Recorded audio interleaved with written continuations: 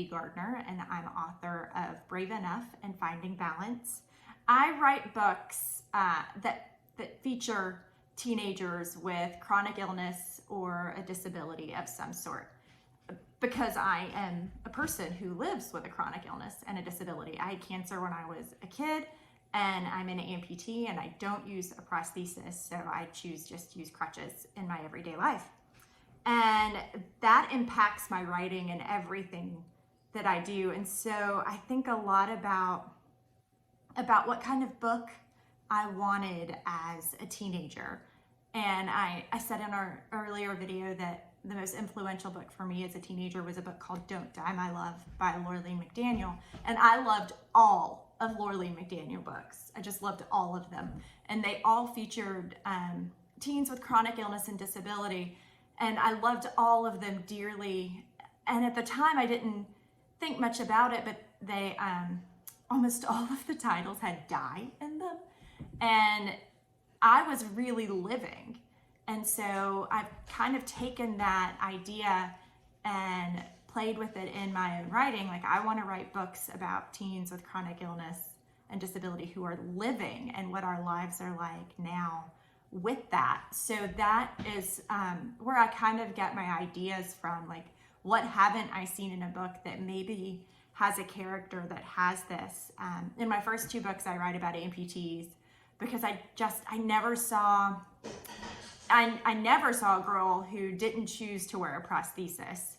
And so I really wanted to write that because I choose not to wear a prosthesis. And I know other amputees who, for whatever reason, don't use a prosthesis. So I really wanted to write about that. And I really wanted to write a truthful representation of what having cancer like at that age, what it's like. And so those are where I get my ideas. And then the stories just kind of go from there.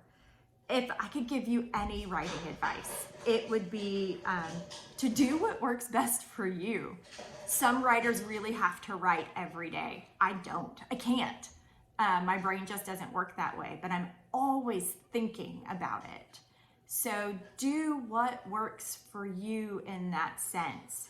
If you need to write every day, write every day. I've tried a lot of things since I decided to become a professional writer.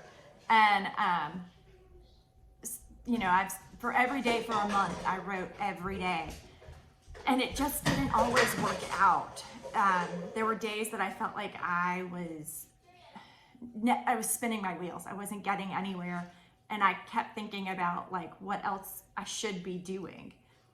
And so try all of these things and find out what it is that works for you. Maybe it is writing every day. Maybe you need to write a bunch of short stories before you find the one that fits for you. I often write about a moment, and then the story kind of develops from there, whatever that moment is. And sometimes that moment doesn't even make it into the final draft, which I always think is just interesting in the way that happens. So work with whatever works for you.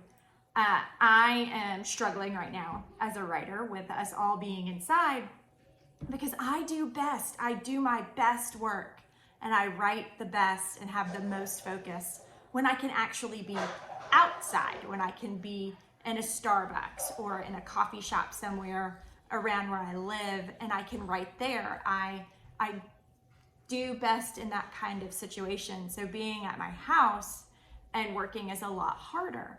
So also have grace with yourself on the days that it maybe isn't working. It's okay. And just keep going. Keep doing whatever you maybe need to do that's in your brain at that time. A lot of times for me, if I organize something, like if I clean out my closet or if I rearrange my desk, my brain works so much better. And often I find that I'm solving a plot problem while I'm doing those things. So do what works best for you and try different things are my two biggest pieces of writing advice.